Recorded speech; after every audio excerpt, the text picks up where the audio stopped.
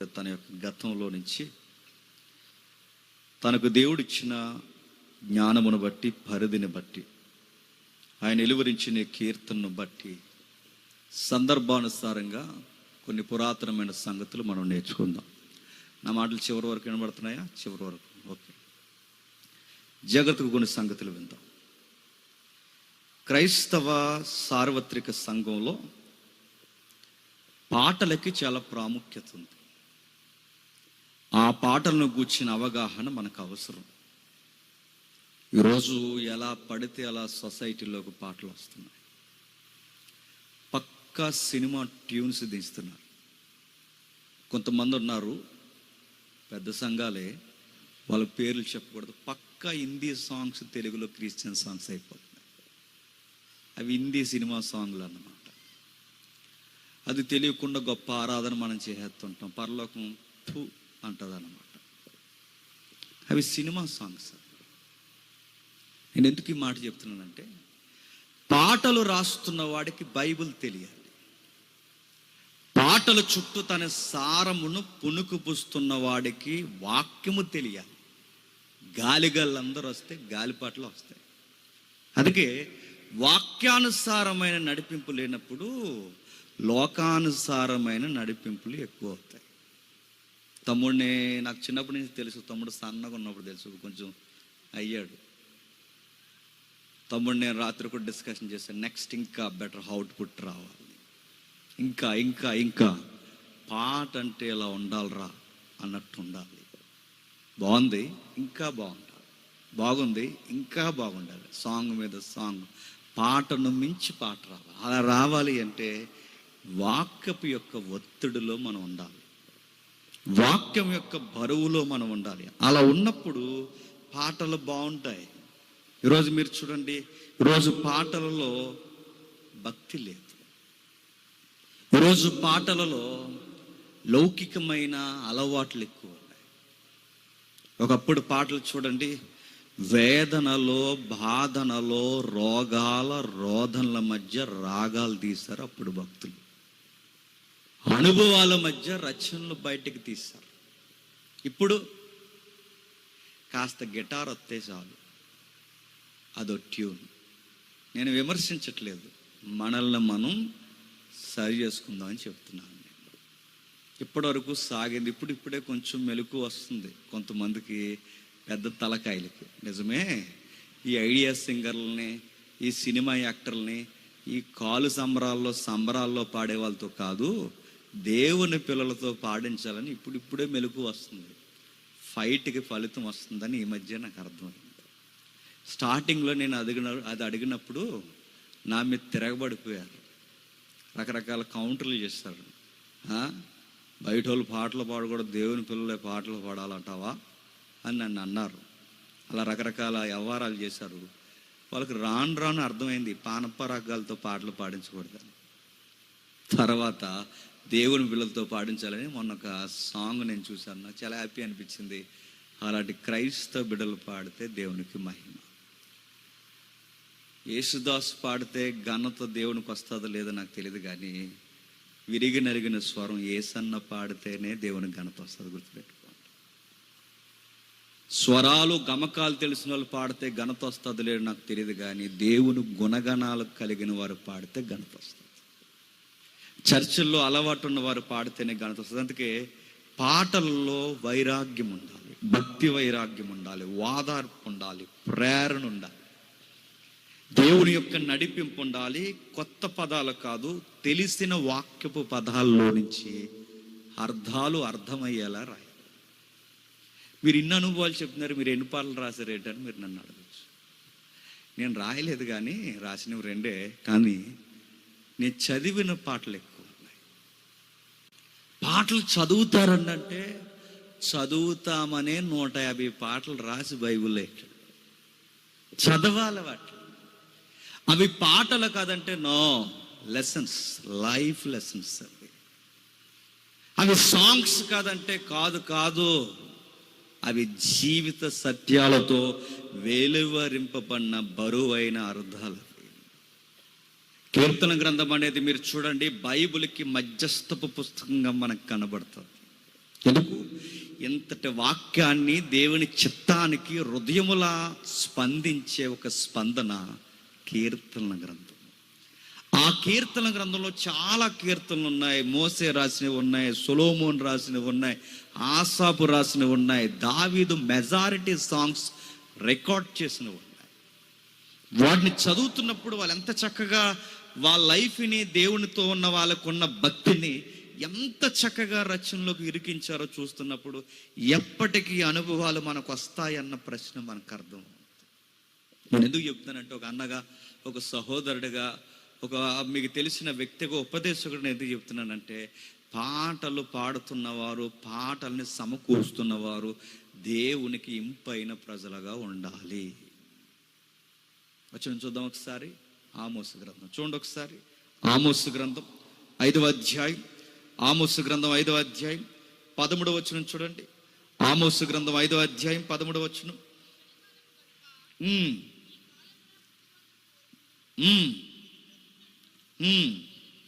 5:13 వచనమ్మా. 12 వచనం అని కూడా చూడండి.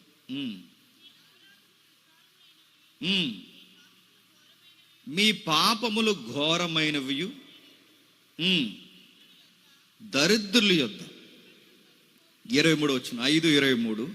మీ పాటల ధ్వని నా యొద్ద నుండి తొలగనీడి, మీ స్వరమండల నాదము వినుట నాకు మనస్సు లేదు. ఎందుకు మనస్సు లేదు? పైన చెప్తున్నాడు, నాకు దహన బలులను నైవేద్యులను మీరు అర్పించినను నేను వాటిని అంగీకరింపను, సమాధాన బలు మీరు అర్పించినను క్రొవ్విన పశువులను నేను చూడను. మీ పాటలు, మీ బలులు, మీ స్వరమండల నాదాలు నేను చూడను. ఎందుకు చూడ ప్రభు అంటే, మీరు బాలేనప్పుడు మీ పాటలు నాకు ఎందుకురా అన్నాడు. నా మాట అర్థమైందా? అంటే ఒక పాట మనకి దేవునికి నచ్చాలన్నా, ఆయన నీతిని కనుపరచాలన్నా పాడేవాడు ఇంపార్టెంట్. గుర్తుపెట్టుకోండి. దాన్ని ఆలాపన చేస్తున్న వారు ఇంపార్టెంట్. అంటే దేవుడికి ఒక పాట ఎప్పుడు మహిమను తెస్తుంది? ఇదిగో మీరు బాగున్నప్పుడు మీ పాట చిన్నదైనా, అరమరక లోపాలున్నా, మీ స్వరాలు చక్కటి స్వరాలు కాకపోయినా, మీకు గమకాలు, గ్రాంధిక పదాలు మీకు తెలియకపోయినా, నిఘంటువుల యొక్క అర్థాలు మీకు వెలువరించకపోయినా, మీరు బాగుంటే మీ స్వరం బాగోకపోయినా నాకు నచ్చుతారన్నారు. మీరు బాగుంటే మీరు ఇచ్చే చిన్న అర్పణ, ఆ 2 కాసులు నాకు నచ్చుతాయి, ఆ 2 పదాలు నాకు నచ్చుతాయి.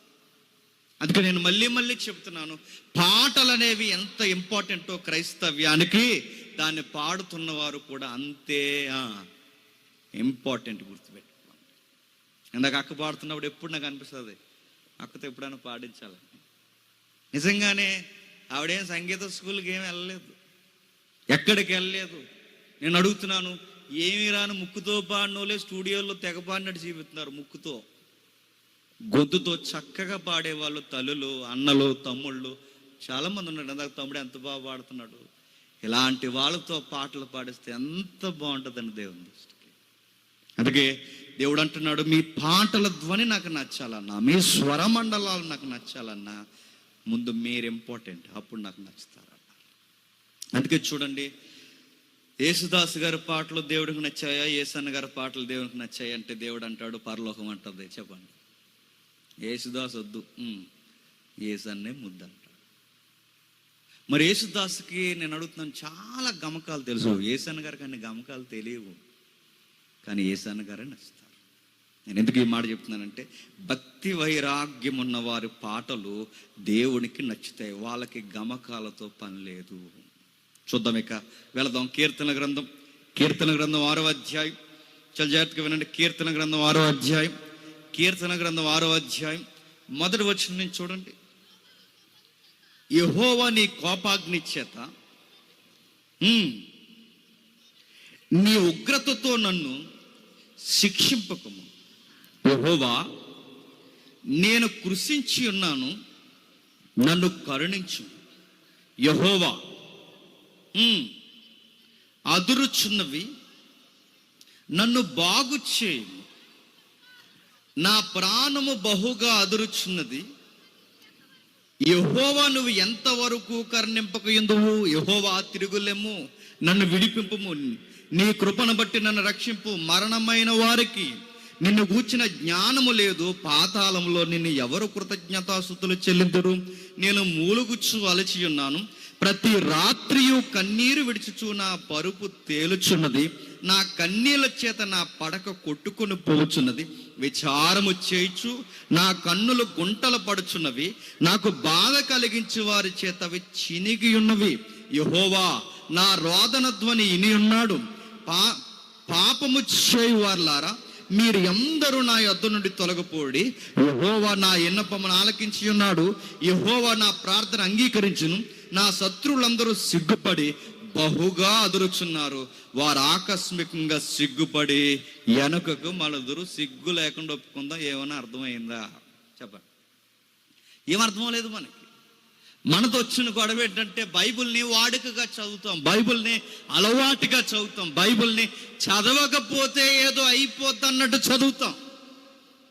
కానీ నేను అడుగుతున్నాను, చదివింది అర్థం కానప్పుడు చదవడం దేనికని నేను అడుగుతున్నాను. ఒక వచనాన్ని మనం చదువుతున్నప్పుడు అది అర్థం చేసుకోవాలి, సందర్భం తెలియాలి, రచయిత యొక్క ఒత్తిడి తెలియాలి, ఏ ఉద్దేశాలతో రాస్తున్నాడో తెలియాలి.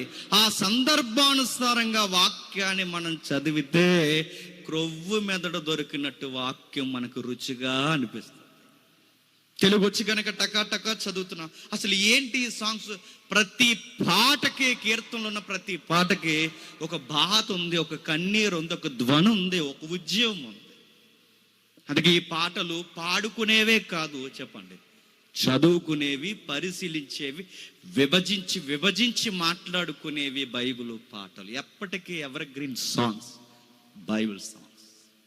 అందుకే ఎవరు సాంగ్స్ రాసినా దీన్ని ఫాలో అయితే బెస్ట్ సాంగ్స్ అవుట్పుట్ వస్తుందండి.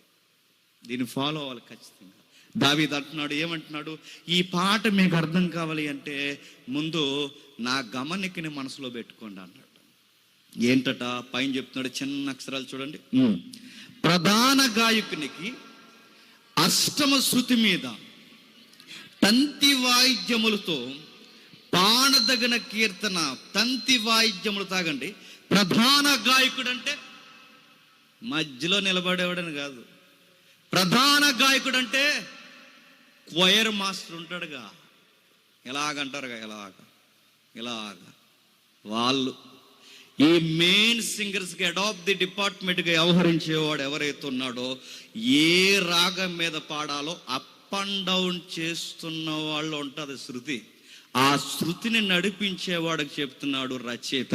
ఏమంటున్నాడంటే, ప్రధాన గాయకునికి అష్టమ శృతి మీద పాడదగిన తంతి వాయిద్యములతో పాడదగిన కీర్తన. ఎలా పాడాలట? ఎలా పడితే అలా పాడొద్దు. దీనికి ఒక ట్యూన్ ఉంది. ఇప్పుడు తమ్ముడు యొక్క పాట ఉంది, తన గతాన్ని వెలువరిస్తూ ఆయన రాసిన పాటలో ఒక సెంటిమెంట్ పెయిన్ ఉంది. దాన్ని ఉద్యోగ పాటగా పాడామనుకున్న పాట గాల్లోకి పోతుంది. దాని ట్యూన్ వేరు. అంటే ఒక పాటను మనం తీసుకున్నప్పుడు దాని ట్యూన్ ఏం కోరుకుంటున్నాడు రచయిత, ఎందుకు ఆ ట్యూన్ పెడుతున్నాడు. అందుకే ఎలా పడితే అలా పాడకండి. మేము నీతో ఉంటుంది నడవడికంతా. నువ్వు ఒక్కడ సరిగ్గా లేకపోతే మొత్తం ఈ పాట గాలిలో కలిసిపోతే బాబు, క్వైర్ మాస్టర్ నువ్వు జాగ్రత్త అని చెబుతున్నాడు. ప్రధాన గాయకుడా, నువ్వు ఏ ట్యూన్ పడితే ఆ ట్యూన్ మీద పాడేకు. మరి మిగిలిన ఇన్స్ట్రుమెంట్లు లేవండి, తబలా ఒకటి ఉంది, దీని మీద కానెత్తానంటే తబలా మీద కానెత్తే పోద్ది. మరి మిగిలిన ఏ ట్యూను లేదండి, 3 కాంగులు, అది 3గా ఉంటాయి, కాంగ్ ఒకటే ఉందండి, దాని మీద కానెత్తంటే ఆగిపో, కొట్టుకో. ఎలా పడతా లేవుకు, ఏ ఇన్స్ట్రుమెంట్ పడతా ఆ ఇన్స్ట్రుమెంట్ ప్లే చేయకు. దీనికి ఒక శృతి ఉంది, ఒక లయ ఉంది, దీనికి ఒక ఇన్స్ట్రుమెంట్ ఉంది. నువ్వు దాని మీద పాడితేనే నా హృదయంలో ఉన్న బాధ ఏంటో బయటకు వస్తుంది. అది లేనప్పుడు నేను రాజీ పడను, నేను రాజీ పడి దీన్ని పాడాలని అనుకోను. ఇది లేకపోతే ప్రధాన గాయకుడా నువ్వు కూడా నడిపించొద్దు. అందుకే చెప్తున్నాడు చూడండి, కొన్ని కీర్తనలు పిల్లన గ్రోవుతో పాడే ఉంటాయి, కొన్ని కీర్తనలు ఫ్లూట్ మీద పాడే ఉంటాయి, కొన్ని కీర్తనలు జస్ట్ కీబోర్డ్ ఉంటే సరిపోద్ది, కొన్ని కీర్తనలకి తబలా ఉంటే సరిపోద్ది, కొన్ని కీర్తనలకి కాంగ్ ఉంటే సరిపోద్ది, కొన్ని కీర్తనలకి వైలిన్ ఉంటే సరిపోద్ది, కొన్ని కీర్తనలకి లేటెస్ట్ ఇప్పుడు ఏదైతే ఫారెన్ కల్చర్ ఉందో దానికి గిటార్ బీట్స్ ఉంటే సరిపోద్ది. కానీ కొన్ని కీర్తనలకి కొన్ని ప్రత్యేకమైన ఇన్స్ట్రుమెంట్స్ ప్లే చేయాల్సిందే అంటున్నాడు దావీదు. ఏం ప్లే చేయాలంట చెప్తున్నాడు చూడండి. అష్టమ శృతి మీద పాడాలి, తంతి వాయిద్యముతో పాడాలి. తంతి వాయిద్యం అంటే తలాం తగదిమని కాదు, చెప్పండి. తంతి వాయిద్యం అంటే ఈ గిటార్లకి వైలిన్లకి అన్నిటికీ పెద్దమ్మ తంతి వాయిద్యం.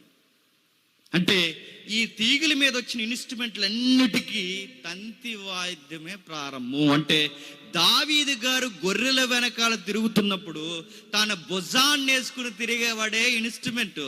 ఆ ఇన్స్ట్రుమెంట్ పేరే తంతి వాయిద్యం అంటారు. అయ్యగారు ఏ సాంగ్స్ రాసినా ఆ తంతి వాయిద్యం మీద రాస్తారు, ఎందుకంటే ఆయన అందులో దిట్ట. మనకి సాంగ్ వస్తే ట్యూన్ రాదు, ట్యూన్ వస్తే సాంగ్ రాదు. దావీదుకు ట్యూన్ వచ్చు, సాంగ్ వచ్చు.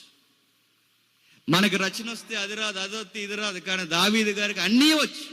ట్యూన్ అయినే కడతాడు, నెక్స్ట్ రచన అయినే రాస్తాడు, నెక్స్ట్ రాగం ఎలా ఉండాలో చెప్తాడు, నెక్స్ట్ ఇన్స్ట్రుమెంట్ ఏది వాడాలో కూడా చెప్తాడు. అంటే ఒక్క మ్యూజిక్ డైరెక్టర్ అనే పేరు తప్ప ఈయనకి అన్నీ ఉన్నాయి. ఆయనకి అన్ని టేస్ట్లు ఉన్నాయి. ఎలా ఉంటాయి అంటే మీరు దావీదు ఘన చరిత్ర మీరు చదవండి. దేవునితో అనుసంధానం అయిపోతే అన్నీ వస్తాయండి, అంతే సీక్రెట్. ఇంకా అన్నీ వస్తాయి. అంటే వీటిలో అనుభవాలు మనకు లేకపోవచ్చు, దేవునితో మనం అనుసంధానం అయితే అన్నిటిలో నడిపింపు ఆయనే చూసుకుంటాడు. ఖచ్చితంగా దేవుడే నడిపిస్తాడు. దావీదుకి అందుకే ఆ అనుభవాలు ఉన్నాయి. ఆయన ఏమంటున్నాడు చూడండి, అష్టమ శృతి మీద పాడాలి. అష్టమ శృతి అంటే నిన్నటి వరకు హంపి ఉన్నాం, కర్ణాటక హంపి తెలుసుగా, శ్రీకృష్ణదేవరాయల యొక్క పరిపాలన. అక్కడ 50 రూపాయల కాయంతో మీద ఉంటుందిగా, చిన్నది బొమ్మ ఆకారం, పురాతనమైన కట్టడం. దాని ఆనుకొని ఒక టెంపుల్ ఉంది. శ్రీకృష్ణదేవరాయలు కట్టిన విజయనగర సామ్రాజ్యం. వాళ్ళు కట్టిన టెంపుల్ దగ్గర 4 స్తంభాలు దించారు. ఆ 4-5 ఈ 7 స్తంభాలు ఎన్నో సుమారుగా ఈ 7 స్తంభాలని ఎవరిని ముట్టుకోనివ్వట్లేదు. అని అడిగితే అక్కడ ఒక నమ్మకం ఉంది. ఆ నమ్మకం ఏంటంటే ఒక్కో స్తంభాన్ని కొడుతూ ఒక రాగం వస్తుందంట. అంటే ఇలా సన్నగా ఉన్నాయి, కొట్టండి. మరి ఆలస్యం ఎందుకన్నాను నేను, కొడితే మనం కొడతా అన్నారు. కొట్టి సగం ముఖ తీసేశారట గతంలో. అది కొట్టనివ్వట్లేదు ఎవరిని. అంటే అది ఇలాగ రాళ్ళతో చెక్కిన గుడి, అది పురాతనమైన గుడి. అందుకే మన 50 రూపాయల నోటు మీద వేశారు దాన్ని, మన దేశ గౌరవం అని.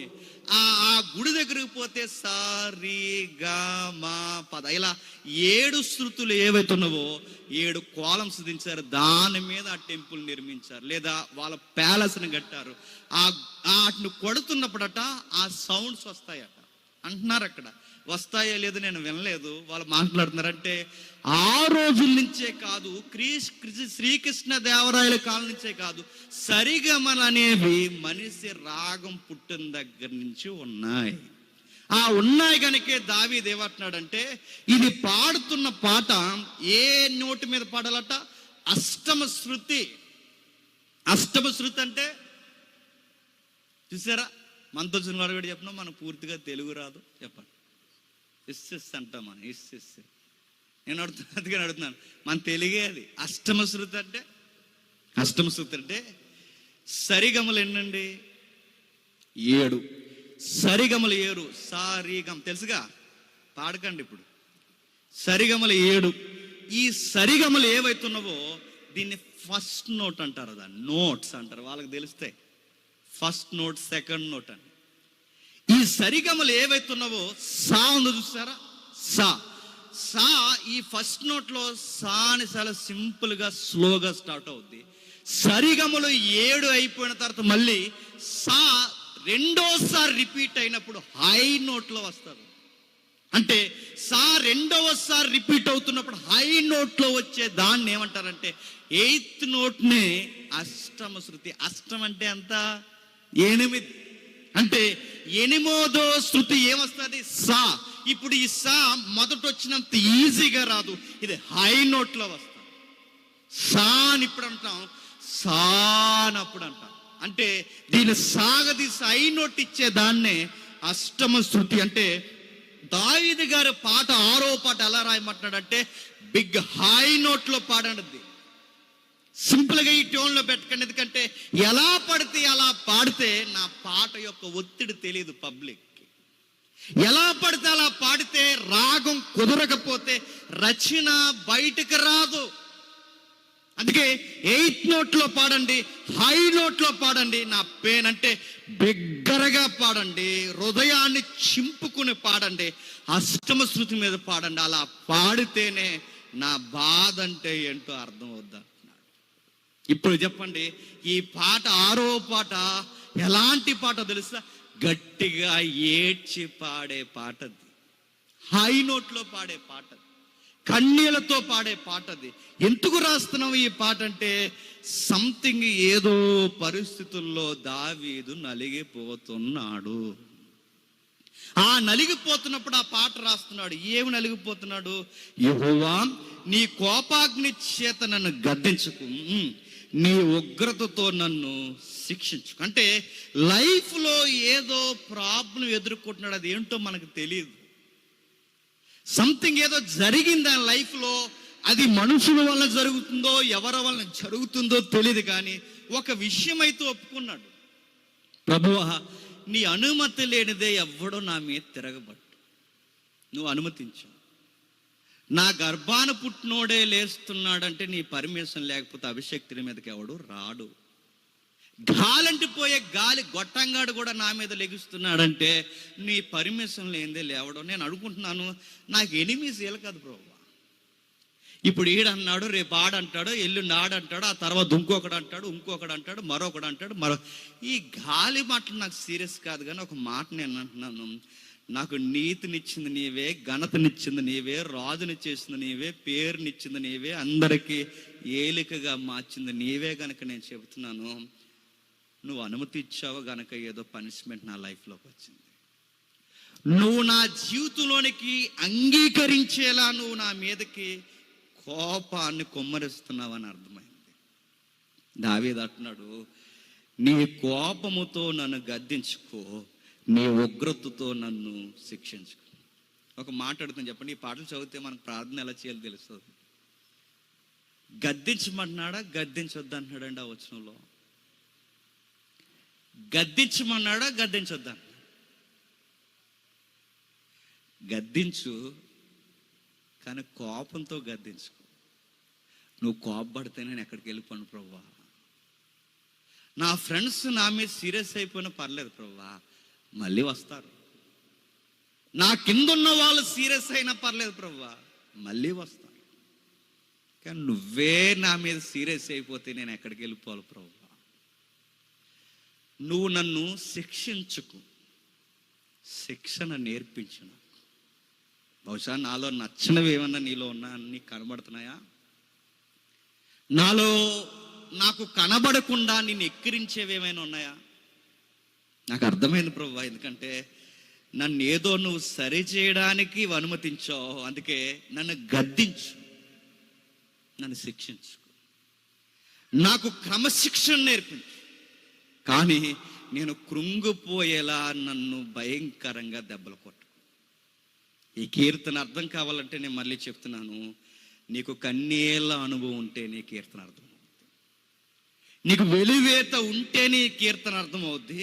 నీకు ఫలింపు లేని పరిస్థితుల్లో మనుషులు నేను ఎక్కిరించినప్పుడు ఆ బాధను నువ్వు అనుభవిస్తే నీ కీర్తన నీకు అర్థమవుద్ది. నీకు దేవుడు ఈ కీర్తన బాగా అర్థం కావాలి అంటే ఆ బాధల్లో ఎంతో కొంత అనుభవం నీకు ఎదురైతేనే చెప్పండి ఈ కీర్తన అర్థం. కొన్నిసార్లు ఉత్సాహంగా ఉన్న కీర్తనలు పాడతాం, ఎందుకు? ఉత్సాహంగా ఉన్నాం కాబట్టి. కొన్నిసార్లు సాడ్ సాంగ్స్ పాడతాం, ఎందుకు? సాడ్ ఫీలింగ్స్లో ఉన్నాం కాబట్టి. ఇప్పుడు ఈ కీర్తన నీకు అర్థం కావాలి అంటే ఆ పేజ్ ఎప్పటికప్పుడు నీకు టచ్ అవ్వాలి. బాధ అది సంసారం వలనో, చదువుల వలనో, ఉద్యోగాల వలనో, సంఘంలోనో ఏదో ఒక బాధ నీకు ఎదురైతే దావీదు పాటలు నీకు బాగా అర్థం.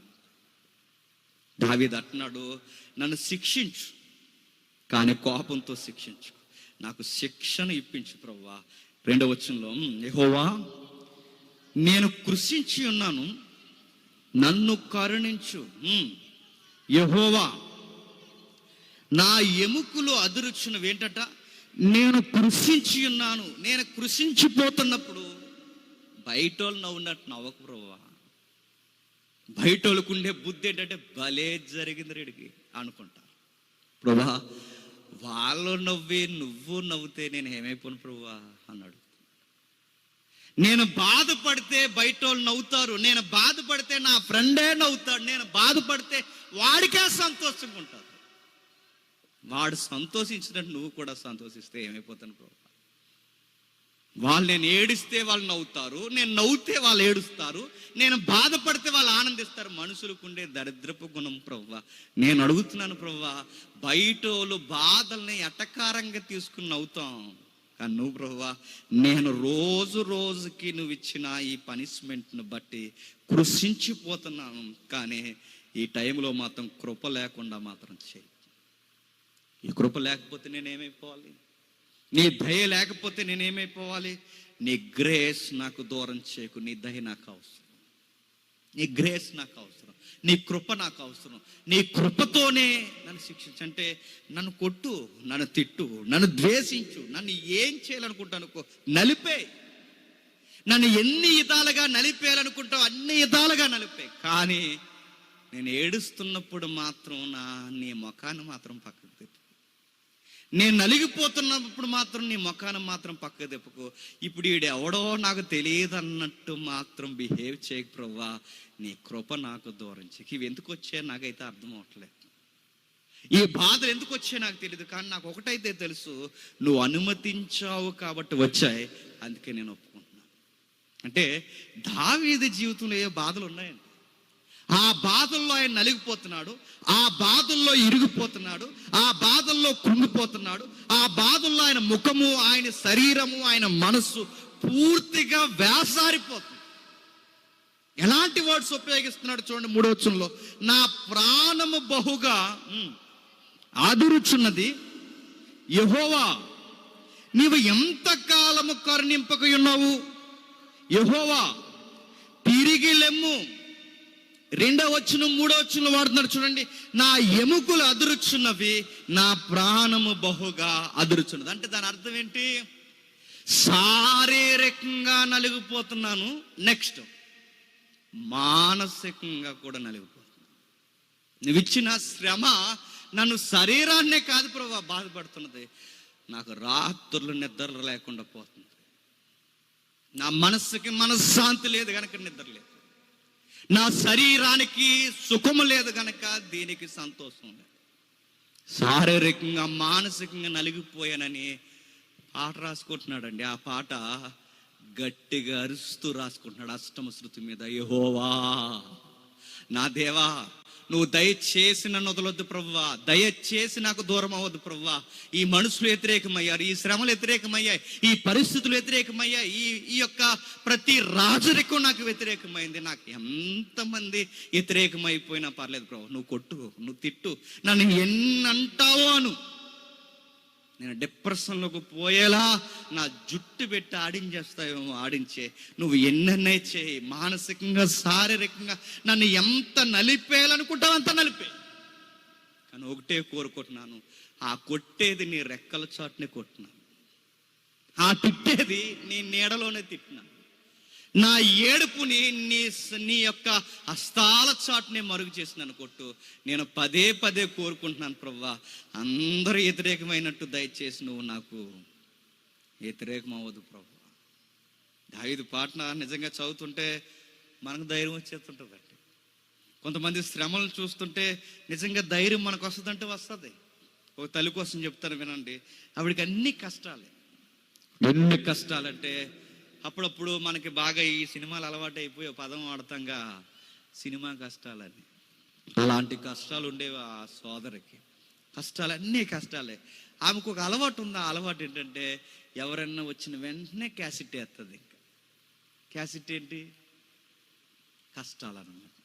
మాకు సరిగా ఈ మధ్య ఫైనాన్షియల్గా చాలా ఇబ్బందులు అవుతున్నాయి, ఆరోగ్య పరిస్థితులు బాగోట్లేదు, మా ఇంటి పరిస్థితులు బాగోలేదు, మా యజమానుడితో సరిగా సఖ్యతతో ఉండలేకపోతున్నాం, మా పిల్లలు మాకు కలిసి రావట్లేదు, అన్ని విధాలుగా మేము నలిగిపోతున్నాం. బాధలు ఒకటి కాదు, రెండు కాదు, అన్ని బాధలు చెప్పేది. ఎందుకు చెప్పుకుంటున్నామమ్మా అందరికీ బాధలు అని అడిగితే ఈవిడ ఎక్స్పెక్ట్ చేసేది ఏంటంటే, నేను ఎదుటోళ్ళకి ఈ బాధ చెప్పుకుంటే ఎక్కడో దిక్కు నాకు ఓదార్పు ఏదో ఒక మాట చెబుతారని చెప్పుకునేదంట. కొంతమంది చెప్పుకుంటారు చూసారా, తెలుగులో సామెత ఉంది కదరా, చెప్పేసుకోరా తగ్గిపోద్ది అని. తగ్గిపోద్ది, ఎక్కువైపోద్ది. మనుషులకి చెప్పకండి, నేను సీరియస్గా చెప్తున్నాను. వీళ్ళు వింటారు ఇని బయటికి వెళ్ళి అంటారు, ఆడు ఎంత ఎదవో తెలుసా అంటారు. అందుకే ఎవరికి చెప్పండి, అర్థం చేసుకునే దానికన్నా చెప్పండి, అపార్థం చేసుకుని లెక్కుంటారు. అందుకే మనుషులు తమ దృష్టికి తాము నీతిమంతులు, ఎదుటోళ్ళు ఎప్పుడు వాళ్ళ దృష్టికి పాపులు. అందుకే ఎవరికి చెప్పకండి. ఈ తల్లి అందరికీ చెప్పేసుకుంటుంది. ఎవరొకరు ఓదార్పిస్తారేమనుకుని బయట చెప్తే బయట వాళ్ళందరూ పేర్లు ఇట్టారు. ఆత్మీయులకు కూడా చెప్పింది, ఆత్మీయులైన ఓదార్పునిస్తారేమో. మొత్తం విన అన్నారట. నువ్వు చెబుతుంటే నాకు ఏమనిపించిందో తెలుసా? ఏమనిపించింది? నాకు ధైర్యం చెప్పాలనిపించింది అని అడిగింది. కాదు, నువ్వు చెబుతుంటే నాకు ధైర్యం వచ్చేసింది అన్నదట. అది ఎలా అంటే, నీ కష్టాలు నాకు ధైర్యాన్ని ఇచ్చే, నీ కన్నీళ్ళు నాకు ధైర్యం ఇచ్చే.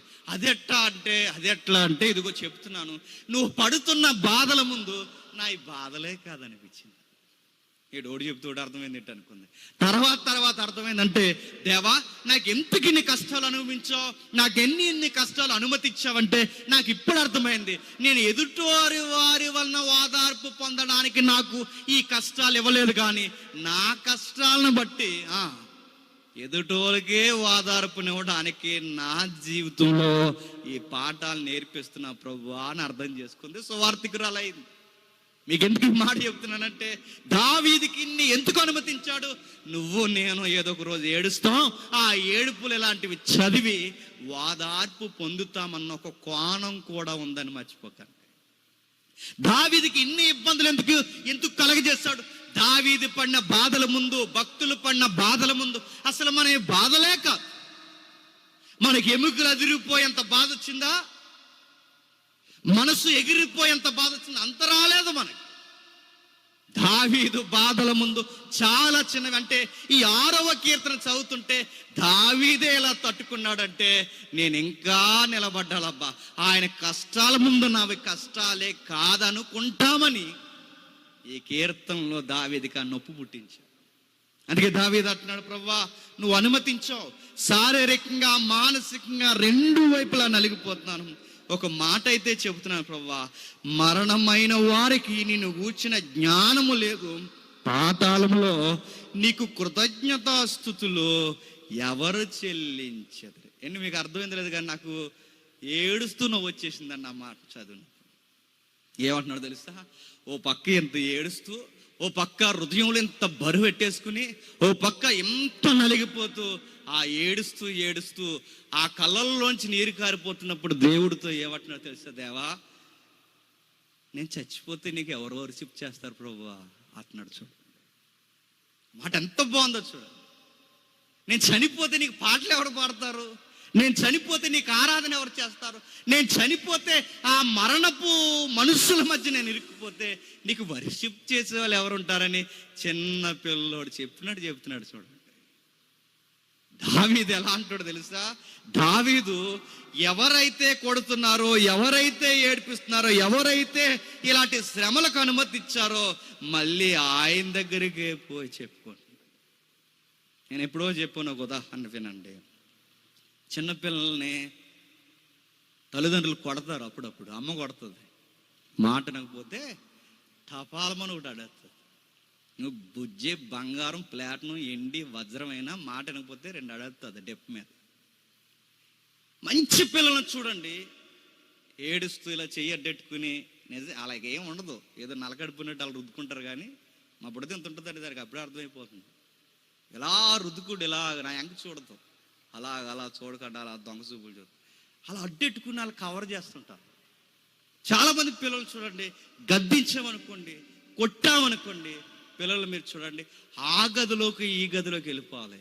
కానీ కొంతమంది పిల్లలు చూడండి, మనం కొట్టినా గద్దించినా మళ్ళీ ఎవరి దగ్గరకు వస్తారు చెప్పనా? నన్ను అలా కొట్టకమ్మా అని అంటారు. దావీదు ఎలా అంటాడు చెప్పనా? అమ్మ బిడ్డను కొట్టినప్పుడు మంచి బిడ్డలు ఏ అమ్మ కొడుతుందో మళ్ళీ ఆ అమ్మనే పట్టుకుని బిడ్డలు ఏడుస్తారండి. దాన్ని లవ్ అంటారు, దాన్ని ప్రేమ అంటారు. దాన్ని ఏ అమ్మ కొట్టిందో మళ్ళీ ఆ అమ్మ, అంటే కొట్టిన అమ్మని ద్వేషించాలి కానీ ద్వేషించరు. అమ్మ కొట్టే కొలది అమ్మను పట్టుకుని ఏడుస్తుంటారు, అమ్మ కొట్టే కొలది అమ్మను పట్టుకుని, నాన్న కొట్టే కొలది నాన్న పట్టుకుని ఏడుస్తారు. ఏంట్రా వాళ్ళే కదా కొడుతున్నారు, వెళ్ళిపోవచ్చు కదరంటే వెళ్ళలేరు. ఆ ప్రేమ కొట్టిన వాళ్ళనే పట్టుకుని ఏడుస్తారు. దావీదు బాధ వస్తే ఎక్కడికో పోడు, బాధ వస్తే నదులకు పోడు, బాధ వస్తే బీచ్లకు పోడు, బాధ వస్తే కొండల్లోకి పోడు, బాధ వస్తే ఎక్కడికి పోయాడు, బాధించిన దేవుని దగ్గరికి వచ్చి నేను ఎక్కడికి పోను, నిన్ను పట్టుకుని ఉంటాను, నన్ను చంపేస్తే నీకు ఆరాధన ఎవడు చేస్తాడు అంటున్నాడు. చూడండి, ఇన్ని బాధలున్నా ఆరాధన మర్చిపోడట ఎవరు? ఇన్ని బాధలున్నా మనం ఎప్పుడండి, నేను అడుగుతున్నాను, ఎప్పుడు ఆరాధన చేస్తాను చెప్పండి? గవర్నమెంట్ 10,000కి బదులు 20,000 వేస్తే ఎక్కడ లేని ఆరాధన వచ్చేద్ది, మనకి వచ్చేద్ది రాదో చెప్పండి? నీ పొలానికి ఇప్పటి వరకు లేని గిరాకీకి పొలానికి ఇప్పుడు డబుల్ వస్తుందట, పంట రేట్ అనగానే ఎక్కడ లేని ఆరాధన వచ్చేస్తుంది. శాలరీ బోనస్లు వస్తుందంటే ఆనందం వచ్చేస్తుంది, మనకు కలిసి వచ్చిందంటే ఆనందం వస్తుంది. కానీ దావీదుకి ఎప్పుడు వర్షిప్ వస్తుంది తెలుసా? ఆయన బాధపడినప్పుడు ఇంకా క్వాలిటీ వర్షిప్ వస్తుంది. కొన్నిసార్లు తమ్ముడినే కాదు, ఎవరైతే క్రైస్తవ రచయితలు ఉంటారో కొన్ని దేవుడు ఆ బాధలు అనుమతిస్తాడు. ఎందుకు అనుమతిస్తా ప్రభు అంటే క్వాలిటీ రావాలి బయటికి, బాధలో నుంచి మంచి రచన రావాలి, బాధలో నుంచి దేవునికి ఆరాధన కావాలి. నలిగిపోయే కొలిది దేవుని దగ్గరకు వచ్చి ఆయన నత్తుకొని ప్రభా నేను ఎక్కడికి పోగలను ప్రభా అని పాడాలి. ఒకరోజు యేసుక్రీస్తు వారు అంటారు, 70 మంది వెళ్ళిపోయారు. పేతురు, నువ్వు కూడా వెళ్ళిపోవాలనుకుంటున్నావా? వెళ్ళిపో. నువ్వు వెళ్ళిపోతే ఇస్కరియోత యోధా వెళ్ళిపోవాలనుకుంటే వెళ్ళిపో. నాకు మీరు ఉండడం వల్ల లేకపోవడం వల్ల నేను దేవుని పని చేసే వ్యవహారం కాదు, మీరుండినా లేకపోయినా తండ్రి చిత్తము తుదమట్టుకు నెరవేరుస్తాను. పేతురు, నువ్వు వెళ్ళిపోవాలనుకుంటూ వెళ్ళిపోవచ్చు అంటే అప్పుడు పేతురు అంటాడు, ప్రవ్వా ఎక్కడికి పొమ్మంటావు ప్రవ్వా? నిత్య జీవపు మాటలు కలిగిన వాడివి నీవే, నిన్ను వదిలి మేము ఎక్కడికి పోము.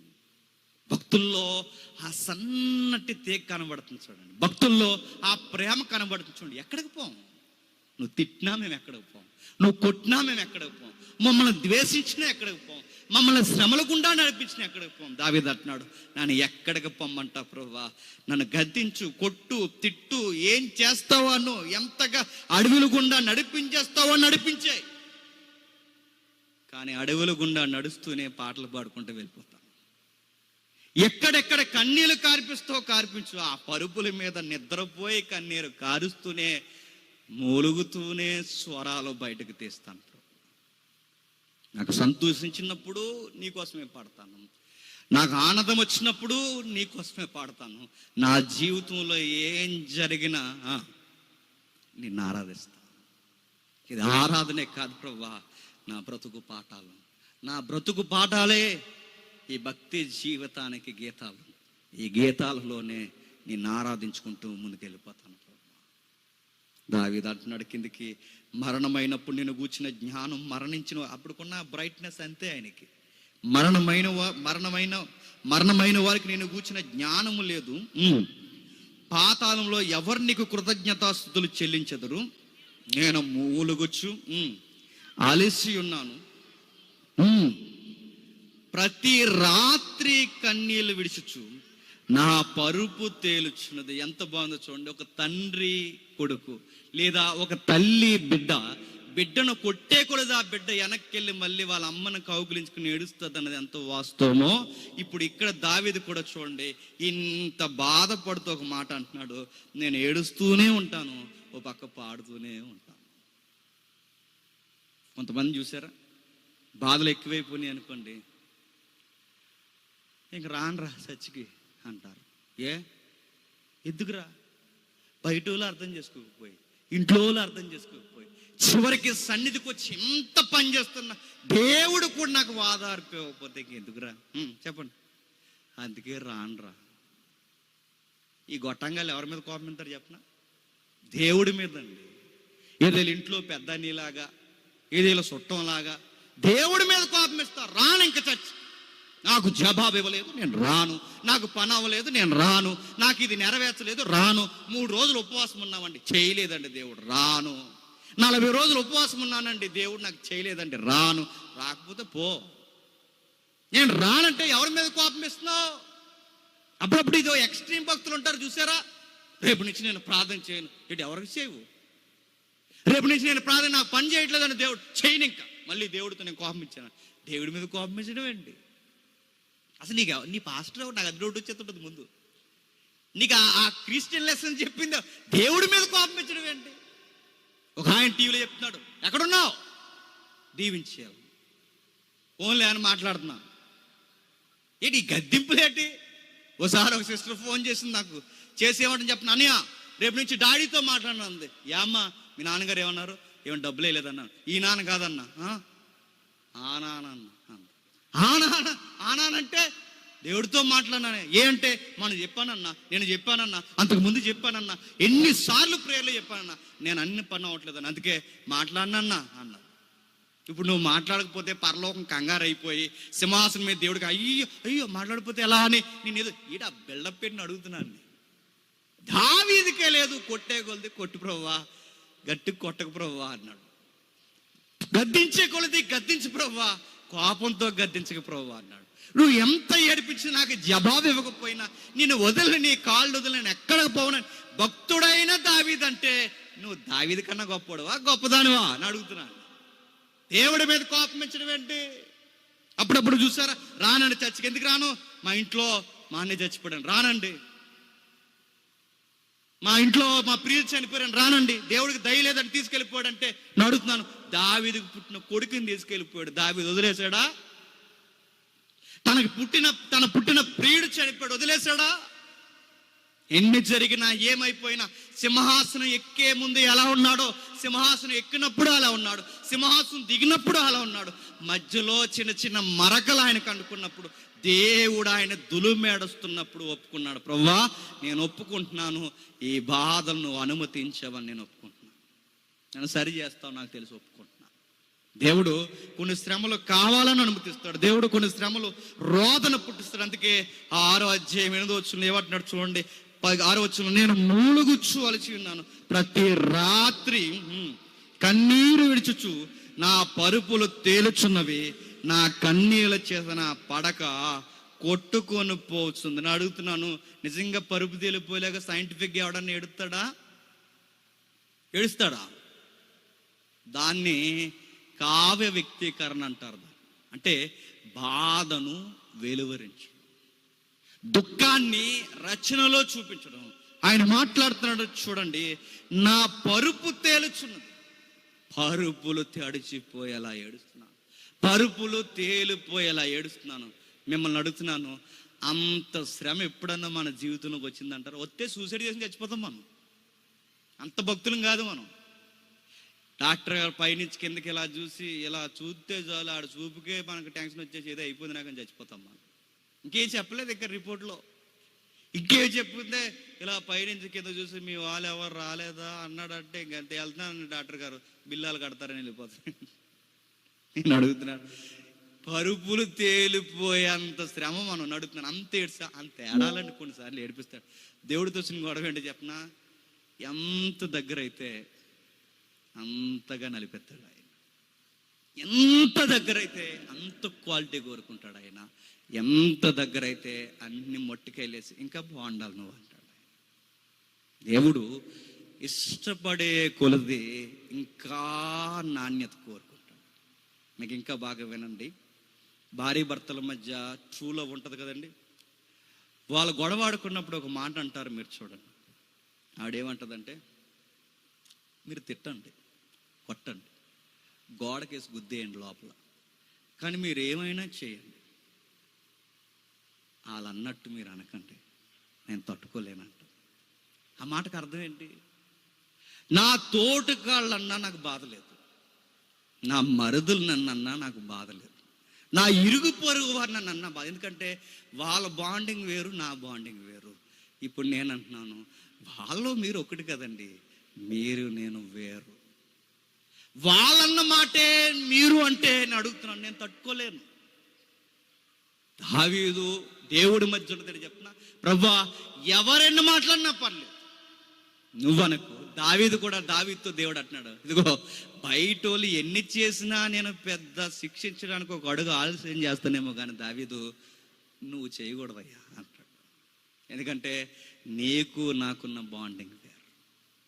వాళ్ళంటే వాళ్ళకి నాకంత కమ్యూనికేషన్ లేకపోవచ్చు, నీకు నాకెంత ఉంది. అప్పుడప్పుడు మనం ఫోన్ చేసినప్పుడు మన ఫ్రెండ్ క్లోజ్ ఫ్రెండ్ అని చెప్పుకుంటాం కదా భుజాలు ఎగరేసుకుని. ఆ క్లోజ్ ఫ్రెండ్ మనం చేసినప్పుడు 1 minute లైన్లో ఉండండి అన్నాడు అనుకోండి, మనం మీకు అర్థమైందో లేదో. ఇప్పుడు నేను ఆల్రెడీ ఫోన్ మాట్లాడుతున్నప్పుడు నా బెస్ట్ ఫ్రెండే ఇంకొక ఫ్రెండ్ ఫోన్ చేస్తున్నాడు, ఒకసారి లైన్లో ఉండంటే మరి నేనేవాడిని గొట్టంగాడినా? మరి నేనేవాడిని? నువ్వు లైన్లో ఉండి ఇంకో ఫోన్ మాట్లాడుతుంటే నేను అడుగుతున్నాను, నా ఇంపార్టెన్స్ లేనట్టేగా. స్వచ్ఛమైన స్నేహం అంటే నాకు విలువ లేనప్పుడు ఈ స్నేహం దేనికి రాని కట్ చేస్తాం. దేవుడు కూడా అంతే, దావీదుకి దేవుడికి మధ్య ఉన్నది అంతే. బయట ఏమో దావీదు వాళ్ళ లెక్క వేరు. దావీదు గుర్తుపెట్టుకో, నీకు నాకున్న లెక్కలు వేరు. నీ లవ్వు నా లవ్వు వేరు, బయటోళ్ళు ప్రేమ వేరు. నీలో కొన్ని నాకు మరకలు కనిపిస్తున్నాయి, తుడిసేయాలనుకుంటున్నాను. తుడిసే ప్రభువా, నీకు ఎలా చేసేసుకోవాలనుకుంటే అలా చేసే ప్రభువా, నన్ను ఎంత ఈడ్చేయాలనుకుంటున్నా అంత ఈడ్చే ప్రభువా. నేను మూలుగుతున్నాను, కన్నీళ్ళతో నలిగిపోతున్నాను, దుఃఖముతో రోదన చేస్తున్నాను.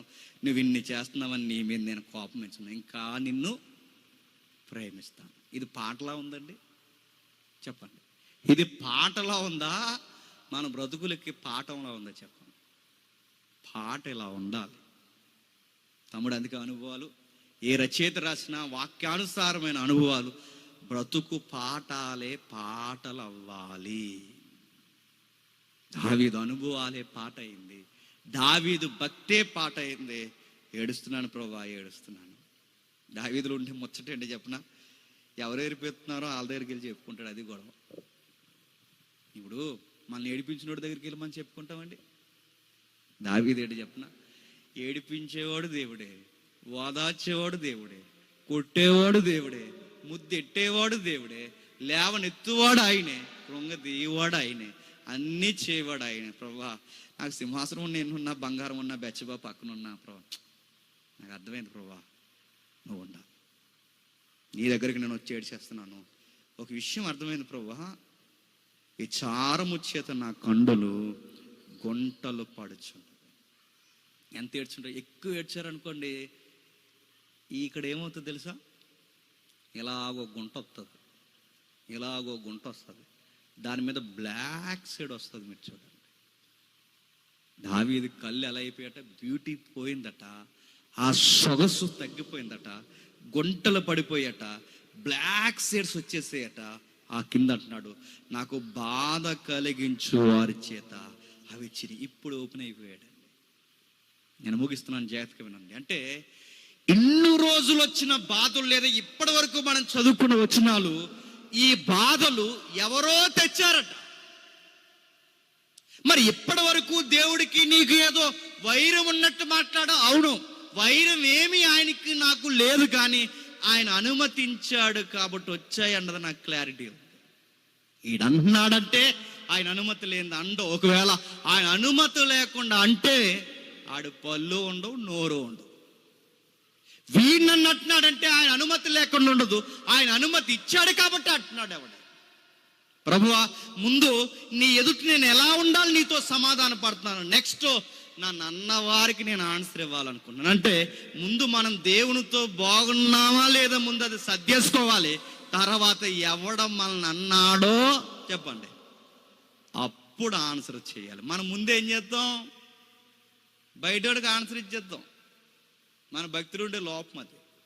బయటోడికి నేను అడుగుతాను, ఆడికి ఇచ్చేది బోర్డు ఎక్స్ప్లెనేషన్ ఆడు అంటాడు, ఆడు గాలోడు అలాగంటాడు, ఎలాగంటాడు, అలాగంటాడు. ఆ ఎదిరింటోళ్ళు అంటారు, ఎల్లమ్మ పుల్లమ్మ వీళ్ళందరూ అంటారు. వాళ్ళకి ఎవరిని ఏంటి, మనం ఏంటో మనకు తెలుసు, మన బతుకేంటో మన దేవునికి తెలుసు.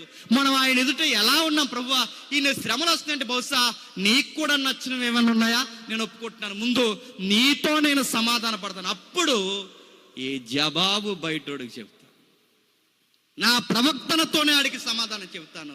నన్ను అన్నవాడు, నాకు దూరం అయినవాడు, నన్ను కాదన్నవాడు ఎవడైతే ఉన్నాడో వాళ్ళందరి వలనే, ఈ మాటల వలనే నీవి చినిగిపోయి ఉన్నాయి ప్రభువా. విచారము చేత నా కన్నులు గుంటలు పడుచున్నవి, నాకు బాధ కలిగించు వారి చేత అవి చినిగిపోయి ఉన్నాయి. అంటే నేను అడుగుతున్నాను, చెప్పండి, ఎవరో ఏడిపించేస్తున్నారండి దావీదుని.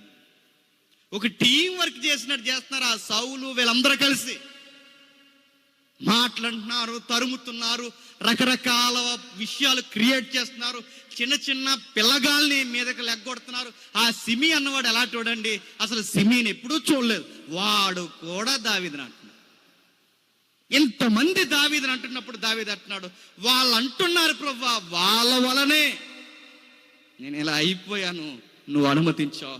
యెహోవా నా రోదన ధ్వని విని ఉన్నాడు. పాపము చేయవర్లారా నా యొద్ద నుండి తొలగిపోండి. ఇదేంటి, ఇప్పటివరకు ఏమన్నాడు, ఏమంటున్నాడు చూడండి. యెహోవా నా రోదన ధ్వని ఉన్నాడు, నా రోదన ధ్వని విని నాకు ఆదార్పు దయచేయు. దావీదులుండే కనబడని ఒక అనుభవం ఉంది అక్కడ. జాగ్రత్తగా చూడండి, నేను ముగిస్తాను. ఏమంటున్నాడంటే, నా పరుపులు తేలిపోయాయి, నా ఎముకలు అదిరిపోయాయి, నా మనస్సు కృంగిపోయింది, నా కన్నులు గుంటలు పడిపోయాయి, నా శరీరం రోజు రోజుకి కృషించిపోయింది. ఇంత ఎలా అయిపోయిన దావీదు సడన్గా 8వ వచనంకి వచ్చేసరికి అంటున్నాడు, ప్రభువా నా రోదన ధ్వని విన్నావు, పాపము చేయవర్లారా మీరందరూ నా యొద్ద నుంచి పోండ్రా అని చెప్పాడు. ఇక్కడ ఒక ఎక్స్పీరియన్స్ ఉంది చూడండి. ఇప్పటి వరకు బాధపడిన వాడు సడన్గా ధైర్యం ఎలా వచ్చిందండి? అది ఎలా ఉంటుందంటే మాటల్లో చెప్తే తెలియదండి. ఎప్పుడన్నా ప్రార్థనలో నిజంగా ఖచ్చితంగా ఇది అనుభవంతో మీరు అనుభవించండి. ఏడ్చి ఏడ్చి పరుపులు తేలిపోయి మన పరుపులు మన పక్క తడిచిపోయి మన మోకాలు అరిగిపోయి అలా ఏడుస్తూ ఉండగా నిజమైన ప్రార్థనా పరుల జీవితంలో మెరుపులా జరిగే ఒక అద్భుతం ఏంటి చెప్పిన, సడన్గా ధైర్యం వచ్చేస్తుంది. అది దేవుడిచ్చి ఒక ఎక్స్పీరియన్స్. అది చెప్తే అర్థమవుతుంది.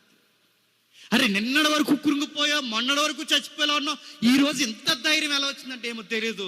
సడన్గా నా హృదయంలో ఎక్కడలేని నెమ్మద, ఎక్కడలేని మనశ్శాంతి, ఎక్కడలేని ధైర్యం వచ్చేసిందండి. ఆ దేవుడు ఇచ్చేసాడు. పేరు చెప్పకూడదు కానీ ఒక అనుభవం చెప్తాను. బిడ్డ చనిపోయి ఏడుస్తున్నా, ఇరుగు వారు ఏడుస్తున్నారు, పొరుగు వారు ఏడుస్తున్నారు, అందరూ ఏడుస్తున్నారు, బంధువులు ఏడుస్తున్నాడు, భర్త ఈవిడ పెద్ద ఏడవట్లేదు.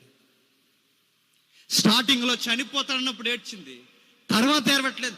ఎందుకు ఏడుపు రావట్లేదంటే ఆవిడన్న మాట, చాలా భక్తురాలు ఆవిడన్న మాట ఏంటి చెప్తున్నా, ఎందుకో నా బిడ్డ చనిపోయిన నాకు ఏడుపు రావట్లేదండి, తెలియని ధైర్యం ఏదో నా బిడ్డను మళ్ళీ చూస్తాను పునరుద్ధానం అన్న ధైర్యం ఎక్కువైపోయిందండి. అంతే. కొన్నిసార్లు మనం ఏడుస్తుంటే సడన్గా ధైర్యం వస్తుందండి. కొన్నిసార్లు ఏడుస్తుంటారే అయిపోయింది లైఫ్ అన్నప్పుడు అలా టైంలో ఎలా ధైర్యంగా నిలబడగా అది దేవుడే ఇస్తాడు. అది ఎక్స్పీరియన్స్. దావీదు అంటున్నాడు, ఎలా తట్టుకోగలిగావంటే దేవుడే ఆ నిబ్బరం ఇచ్చేస్తాడు. బయట వాళ్ళు చూస్తే మనం ఎలా ఉంటుంది చెప్పిన, రే నువ్వు అనుభవించిన ఎవడైనా అనుభవిస్తే బడకు సూసైడ్ చేసుకుని చచ్చిపోతారా? అమ్మా మీరు అనుభవిస్తే ఎవరైనా, మేమైతే అనుభవిస్తే మేము సూసైడ్ చేసుకుని చచ్చిపోదాం, తట్టుకోలేకపోదాం. ఇన్ని శ్రమలు మీరు ఎలా తట్టుకోగలిగారంటే దావీదు అంటున్నాడు, ఆ ధైర్యాన్ని దేవుడే ఇచ్చేస్తాడు. కొన్నిసార్లు దేవుడు తెలియని ధైర్యాన్ని ఇస్తాడు, అది హృదయంలో పుట్టిస్తాడు. అప్పుడు అంటాడట, ఎప్పటి వరకు ఏడ్చినవాడు, ఎప్పటి వరకు కృంగిపోయినవాడు, ఎప్పటి వరకు శారీరకంగా మానసికంగా కృంగిపోయినవాడు ఇప్పుడు అంటున్నాడు, రాయ్ తప్పు చేస్తున్నారు రా మీరు. ఆయన అంటే నేను పడతాను రా, మీరెవర్రా నన్ను అనడానికి?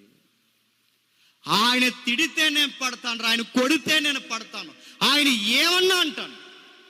నేను కృంగిపోయినా నలిగిపోయినా ఆయన పట్టుకుని ఏడుస్తాను. పాపము చేయవర గెట్ అవుట్. గొలియాతునే కొట్టునోన్ని మీరెంత చెప్పండి, మీ సంగతి ఏంటో తేల్చాను. కానీ నేను చెప్తున్నాను, పాపం చేస్తున్నారు, పోండి క్షమాపణ అడుక్కోండి దేవుడు. ఇంకా మాట్లాడండి, ఎంత ధైర్యం నీకు ఎలా వచ్చిందంటే, యెహోవా నా విన్నపము ఆలకించి ఉన్నాడు, యెహోవా నా ప్రార్థన అంగీకరించి ఉన్నాడు, నా శత్రులు సిగ్గుపడి బహుగా అదురుతారు. సడన్ గా నీకు ధైర్యం ఎలా వచ్చిందంటే, మనకి ధైర్యం ఎప్పుడు వస్తుంది చెప్పండి? మన ప్రార్థనకి జవాబు దొరికేసిందన్న క్లారిటీ మనకు వచ్చినప్పుడు అపోజిషన్కి మన మాట చాలా బెదిరొచ్చేలా ఉంటుంది. ఎవరైతే శత్రువర్గం ఉన్నారో వాళ్ళకి అర్థమయ్యేలా చెప్తాం. దావీదు అంటున్నాడు, నా ప్రార్థన విన్నాడంటే మన ప్రార్థన విన్నాడు అన్న క్లారిటీ ప్రార్థించిన మనకి రావాలి. నాకు జవాబు ఇచ్చాడు అన్న క్లారిటీ మనకు ఉండాలి.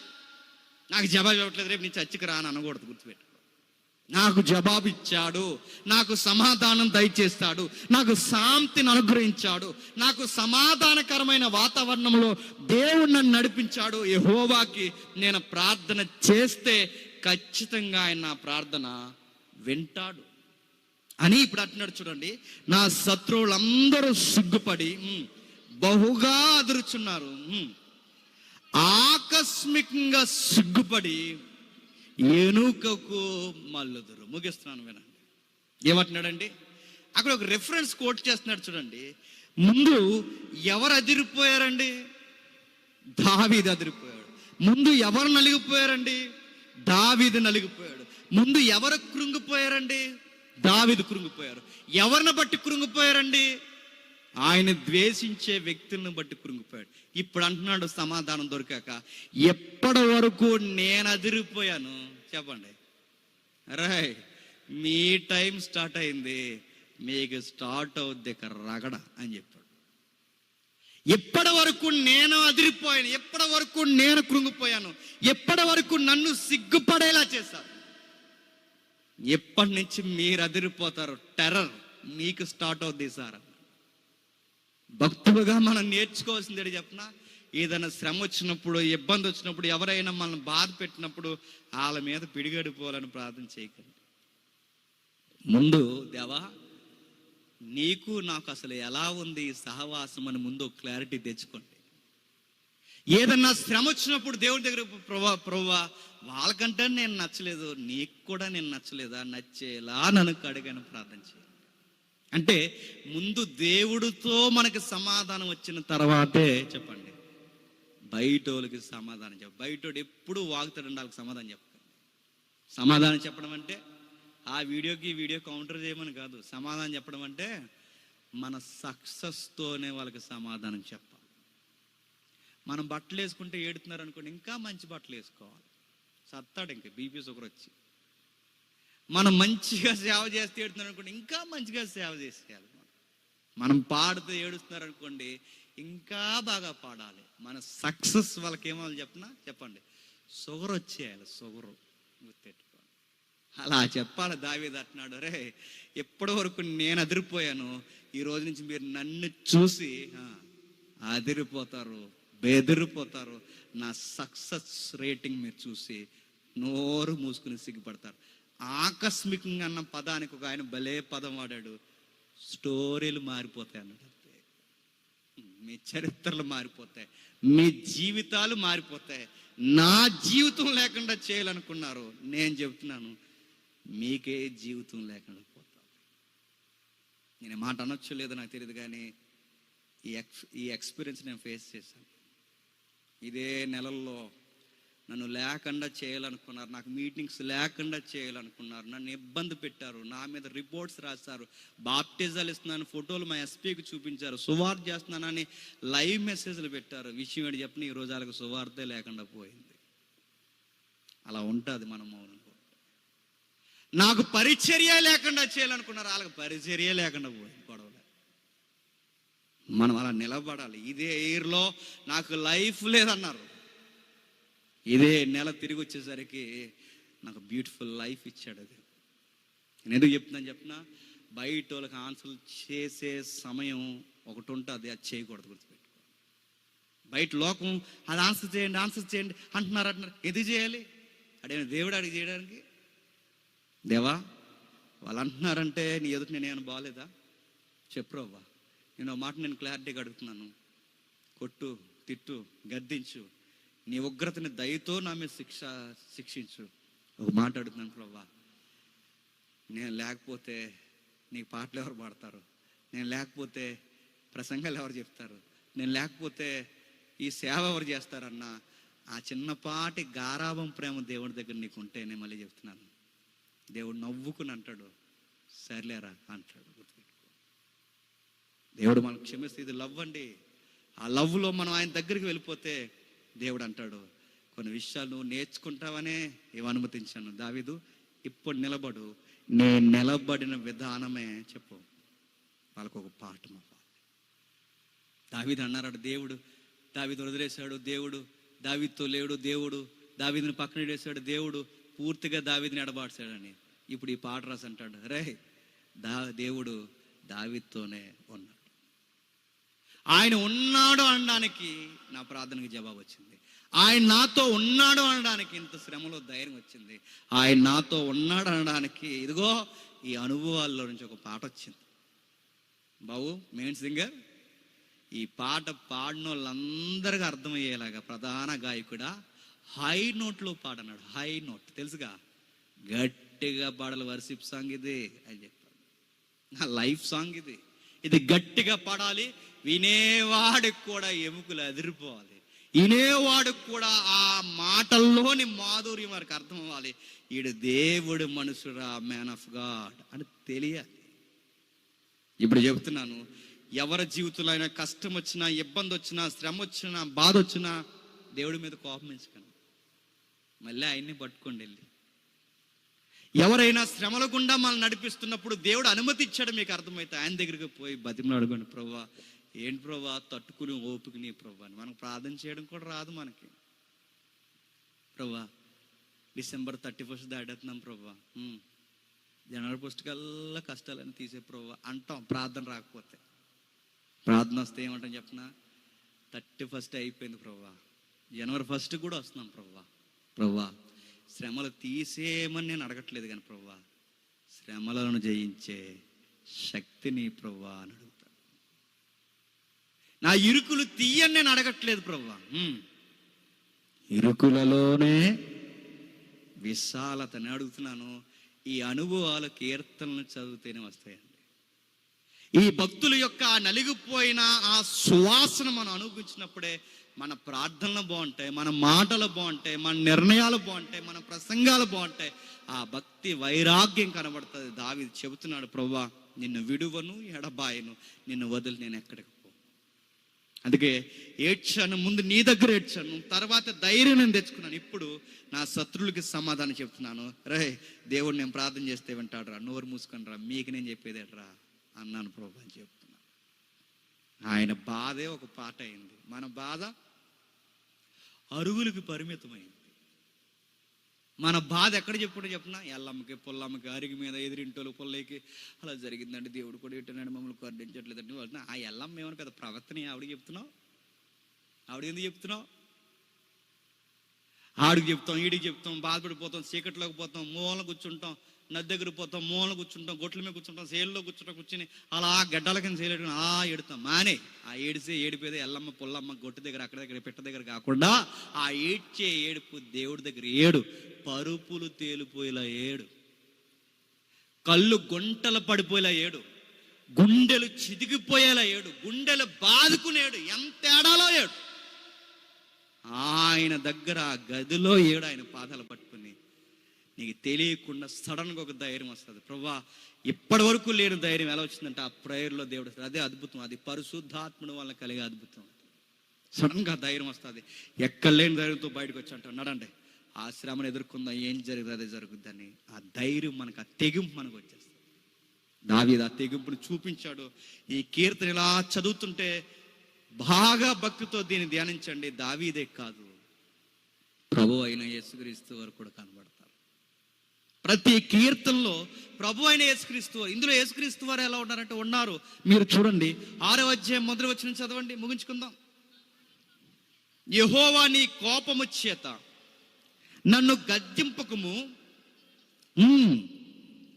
నన్ను శిక్షించుకు ఏమంటున్నాడండి? నీ కోపము చేత గద్దించకన్న ఆ మాట మొదట వచ్చిన చదువుతుంటే మీకు ప్రభు అయిన యేసుక్రీస్తు వారు ఆ అనుభవం గుండా వెళ్ళిన అనుభవాలు మీకు జ్ఞాపకం రావట్లేదా? సువార్త చదివితే మీకు జ్ఞాపకం రావాలి. గెత్సేమనే వనములో ఆయన అనిన మాట ఇదే. దావీదు ఏ మాట అన్నాడో, దావీదు మాట అనకముందే, నోట రాకముందే అనాది సంకల్పంలోనే ఈ మాట అనాలన్నది ప్రభు యొక్క చిత్తం. దావీదు అనిన మాట క్రొత్త నిబంధనలో ప్రభు కూడా అంటున్నాడు. దావీదు అంటున్నాడు, ప్రభువా నన్ను గద్దించుకు, నీ కోపముతో నీ ఉగ్రతతో నన్ను శిక్షించుకు. ఇదే మాట గెత్సేమనెలో వనములో అన్నాడు. ప్రభువా నీ ఉగ్రతను భరిస్తున్నప్పుడు, నీ ఉగ్రత నా మీదకు వస్తున్నప్పుడు, ఇదిగో నీ చిత్తమైతే ఈ గిన్నె నా యొద్ద నుంచి తొలగించు. అది నీ చిత్తము కాకపోతే నీ చిత్తాన్ని అనుమతించు, నేను తలదించుతున్నాను. ఒకటైతే నేను చెబుతున్నాను, ప్రభువా నా మీదకి ఉగ్రత వచ్చినప్పుడు నేను కోరుకుంటుంది ఒకటే, తండ్రి నీ చెయ్యి నా చెయ్యిని వదలకు. ఎవరు నన్ను వదిలేసినా పర్లేదు, సిలువు నన్ను ఎంత ఇబ్బంది పెట్టినా పర్లేదు, కానీ నీ చెయ్యి మాత్రం వదలొద్దు తండ్రి. ఎందుకంటే నేను ఏ శ్రమను భరించాలన్నా నువ్వు నాతో ఉంటేనే నేను భరించగలను. చూసారా? తండ్రిగా కొడుగ్గా నువ్వు నన్ను వదలొద్దు. నువ్వు నన్ను వదిలేవంటే నేను తట్టుకోలేను. నాకు సిలువ పెద్ద బాధ కాదు, నా శిష్యులు నన్ను వదిలిపోవడం పెద్ద బాధ కాదు. నేను పెడితే తిన్నవారు నన్ను ఎరుగునన్నట్టు నన్ను సిలువ వేయమని అన్నప్పుడు నాకు బాధ కాదు. ఈ సిలువ శ్రమ కూడా బాధ కాదు. కొట్టే నీవే, గద్దించే నీవే, సిలువ శ్రమను అనుమతించిన నీవే, నీ చెయ్యే వదిలేస్తున్నానంటే నేను తట్టుకోలేను ప్రభు. దావీదు ఎలాగైతే ఏడ్చాడో చెప్పండి, శరీర ఆకారంలో దైవం ఇలలోకి వచ్చినప్పుడు తన తండ్రి కొరకు కూడా ఆ దైవం అలాగే ఏడ్చింది. నీ చెయ్యి వదలను నేను అన్నాడు. దావీదు కీర్తనలో ప్రభు అయిన యేసుక్రీస్తు వారు ఉన్నాడు. 5వ వచనం చూడండి. 5వ వచనం, మరణమందు నిన్ను గూర్చిన జ్ఞానం వారికి లేదు, పాతాళంలో ఎవరు నీకు కృతజ్ఞతాస్తుతులు చెల్లించెదరు? నేను మూలుగుచ్చు అలసి ఉన్నాను, ప్రతి రాత్రి కన్నీళ్ళు విడిచుచు నా పరుపు తేలుచున్నది. ఈ మాట చదువుతుంటే మీకు దావీదే కాదండి, ప్రభు కూడా గుర్తు రావాలి. దావీదు కట రాత్రులు ఏడ్చేవాడట. ప్రభు అయిన యేసుక్రీస్తు వారట శరీరధారి అయి ఉన్న దినములలో చెప్పండి, మహారోదనతోనూ చెప్పండి, కన్నీళ్లతోనూ ప్రతిరోజు తన ప్రార్థనలో, యాచనలో విజ్ఞాపన చేయతంటే దావీదు రాత్రులే ఏడ్చాడు. ప్రభు అయిన యేసుక్రీస్తు వారు శరీరధారిగా 33.5 సంవత్సరాలు ఇలలో చెప్పండి ఏడుస్తూనే ఉన్నాడు. ఈ కీర్తనలో దావీదే కదండి, ఎవరు కనబడుతున్నారు చెప్పండి? ప్రభు అయిన యేసుక్రీస్తు వారు కనబడుతున్నాడు. ఏడ్చాడు. ఎవరి కోసం ఏడ్చాడంటే ఈ స్వకాల పురుషుడు ఎవరి కోసం ఏడ్చాడు? ఈ సారోను పుష్పంలో నలిగిపోయిన ఈ పురుషుడు ఎవరి కోసం ఏడ్చాడంటే తండ్రి కొడుకులు కలిసి మన కోసమే ఏడ్చారు, మన కోసమే నలిగిపోయారు. దావీదు తన కోసం తాను ఏడ్చాడు. ప్రభు అయిన యేసుక్రీస్తు వారు చెప్పండి మన కోసం ఏడ్చాడు. మన తండ్రితో సంధి చేసేంత వరకు ఏడ్చాడు. ఇలలో నలిగిపోయాడు. ఆయన పరుపులే తేలిపోయాయేమో, కానీ యేసుక్రీస్తు వారి యొక్క కన్నీళ్లకు కలవరి గిరే తడిసిపోయింది. కలవరి గిరి అల్లాడిపోయింది. భూకంపం వచ్చింది, తట్టుకోలేకపోయింది. ఆయన కన్నీరికి ప్రకృతి ఒక్కసారే స్తంభించిపోయింది. దావీదు కన్నా గొప్పవాడే ఏడ్చాడు ప్రభు అయిన యేసుక్రీస్తు వారు. మరొక ఉదాహరణ చెప్తున్నాడు చూడండి. రోజు రోజుకి ఆయన జీవితాన్ని 8వ వచనంలో, యెహోవా నా రోదనతో విని ఉన్నాడు, పాపము చేయవారులారా మీరందరినీ అద్దరిని తొలుపండి. ఇది ప్రభు అయిన యేసుక్రీస్తు వారు కూడా అన్నాడు. తండ్రి నా మొర ఆలకించి ఉన్నాడు. సిలువని ఎలా ఎదుర్కొంటున్నావు అంటే, సిలువ అంటే భయం కాదు, నా దేవుడు నా చెయ్యి వదలకూడదని నాకు భయం. ఆయన నా మొర ఉన్నాడు, ఇన్నాడు గనకే ఆయనకు ఒక ధైర్యం ఉంది. ఆ ధైర్యమే చెబుతున్నాడు. నా శత్రువులందరూ సిగ్గుపడి అదురుతారు, ఆకస్మికంగా సిగ్గుపడిపోతారు. ఇది ఆయన లైఫ్లో ఎప్పుడు జరిగిందంటే, ఇదిగో ఆయన శత్రువులందరూ సిలువ వేసి ఇక ఈయన అయిపోయాడని అనుకుంటున్న టైంలో 3వ రోజు తిరిగి లేచాడు. సిగ్గుపడిపోయారు పరిసేరు శాస్త్రులు. సిలువ వేసిన సైనికులు అల్లాడిపోయారు. ఆయనకు సిలువ వేసిన సైన్యాధిపతి ఈయన నిజముగా దేవుని కుమారుడని సెలవిచ్చాడు. ఆయన సిలువను గూర్చిన వార్త చూస్తున్నప్పుడు దారంటిపోయే ప్రతి ఒక్కడూ హేళన చేశాడు. ఇప్పుడు ఆయన మరణించి తిరిగి లేచిన తర్వాత ఈ ప్రపంచం ఆశ్చర్యపోయింది, ఈయన నిజముగా దేవుని కుమారుడు. ప్రభువైన యేసుక్రీస్తు వారిని కూడా అన్నారు సిలువ వేయమని. ఈయన నజరేతులో పుట్టినవాడు కాదన్నట్టు మాట్లాడు. మరియకు పుట్టిన యోసేపుకు పుట్టిన ఇదిగో లేదా క్షమించండి యోసేపు మరియల కుమారుల కాడా అన్నట్టు ఎద్దేవా చేశారు. రకరకాల మాటలు అన్నారు. ఎన్ని మాటలన్నా ఇతడు దేవుడు కుమారుడు ఏంటి, ఇతడు తిరిగి లేవడం ఏంటని రకరకాల యాలన చేశారు. వాళ్ళందరికీ సిగ్గుపడేలా 3వ దినాన తిరిగి లేచాడు. 10వ వచనం 9వ వచనంలో ఒక మాట ఉంది, పాపము చేయువారులారా మీరు అందరూ నా యొద్ద నుండి తొలగిపోండి. ఈ మాట ఒక రోజు అనబోతున్నాడు 2వ రాకడలో. అక్రమము చేయువారులారా నా యొద్ద నుండి తొలగిపోండి. ప్రతి కీర్తనలో రచయిత బాధ ఉంది, ప్రతి కీర్తనల్లో ప్రభు పడిన శ్రమ ఉంది, ప్రతి కీర్తనలో సువార్త ఉంది. ఈ మధ్య కీర్తనలో సువార్త లేదు. యేసు ప్రభు అనే పదం లేకపోతే లవర్ కోసం పాడాడు అనుకుంటాం మనం. అలాంటి పాటలు ఉన్నాయి తెలుసా? ఏవే పోవే రావే వేవే వేటి నేను అడుగుతున్నా, ఇలాంటి పాటలు ఉన్నాయి. కానీ ప్రతి పాటలో సువార్త ఉండాలి, రచయిత యొక్క బాధ ఉండాలి, దాని వెనకాల ప్రభు స్పష్టంగా చెప్పండి కనిపించాలి. ఇది ప్రభు యొక్క కీర్తన అని చెప్పుకోవాలి. నేను ముగిస్తున్నాను. ఈ 4 పాయింట్స్ గుర్తుపెట్టుకోండి. నీకు సమస్య వచ్చినప్పుడు ఏం చేస్తావు? ఎవరికి చెప్పుకో, ఆయన దగ్గరికి పోయాడు. దేవుని దగ్గరే నీ ప్రాబ్లమ్స్ చెప్పుకో. సెంటిమెంట్ ముఖం పెట్టుకో. బయటకు వెళ్ళి ఎక్కడ లేని శ్రమలు మాకు వచ్చేస్తున్నాయని ఆ సెంటిమెంట్ ముఖం చూపించు. చాలామంది చూసారా, శ్రమలు వచ్చేస్తుంటే సిరిగిపోయిన బట్టలు ఎదురుతుంటారు. ఎందుకంటే మేము ఎంత శ్రమ పడిపోతున్నాం అని చూడాలి. ఇప్పుడు అయ్యో పాపం అని ఆ ఫీలింగ్ మనల్ని అనాలి. అంత బిల్డప్ ఇవ్వకు. బయట చెప్పుకో. మనుషులు ఎలాంటి వాళ్ళు అంటే వింటారు, బయటకు పోయి ఇంకో 4 కలిపి చెప్తారు. వాళ్ళకి చెప్పుకో. అర్థం చేసుకునే ఆత్మీయులు ఉంటే చెప్పు. ఈ శ్రమ టైంలో ఎవడెవడో నీతో ఉంటాడో ఎవడెవడో ఉండడో ఇవన్నీ లెక్కలు తేలిపోతాయి. ఆ టైంలో చుట్టమేవడో పట్టమేవడో బంధువెవడో స్నేహితుడెవడో మనవడెవడో పొరుగుడెవడో పగోడెవడో అందరూ బయటకు వచ్చేస్తారు. అప్పటి వరకు మౌనంగా ఉండి ఎవడికి చెప్పుకో, సైలెంట్గా ఉండు. దావీదు వలె ఆయన దగ్గరకు పోయి గోజాడు.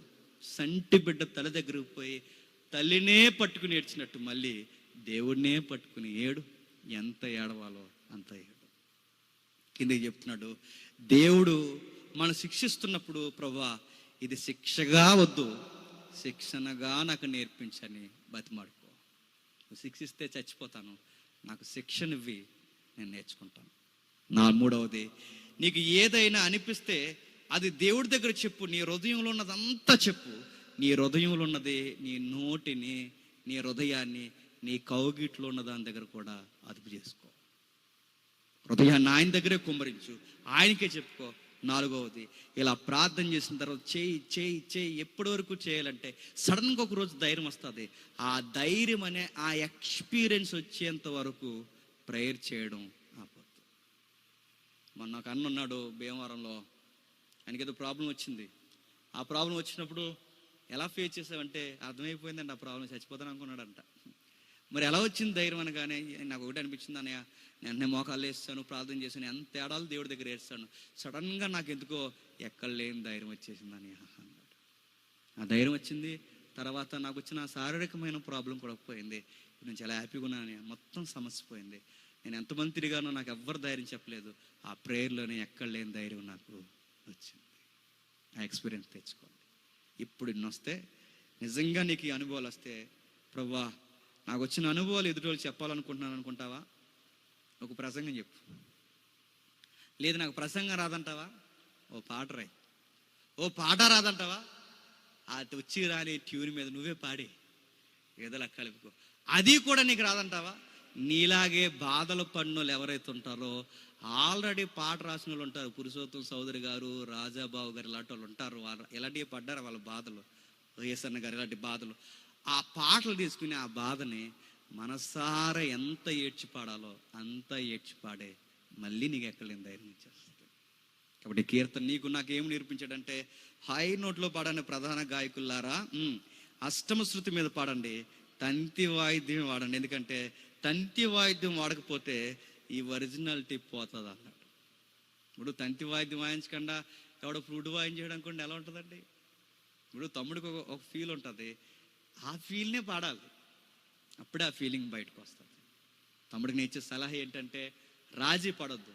డబ్బులు లేకపోయినా పర్లేదు, ఆలస్యం చేద్దాం, వాయిదా వేద్దాం, క్వాలిటీ వచ్చేంత వరకు రిలీజ్ చేయకూడదు. కొంతమంది అంటే ఈ తమ్ముడిని అంటలేదు, కొంతమంది మ్యూజిక్ డైరెక్టర్లు ఉంటారు, పర్లేదు ఏది ఉంటుంది వాయించేసి అలా సరిపెడేద్దాం, మామ అనిపించేద్దాం అంటే, ఏం మామ అనిపించేస్తావు?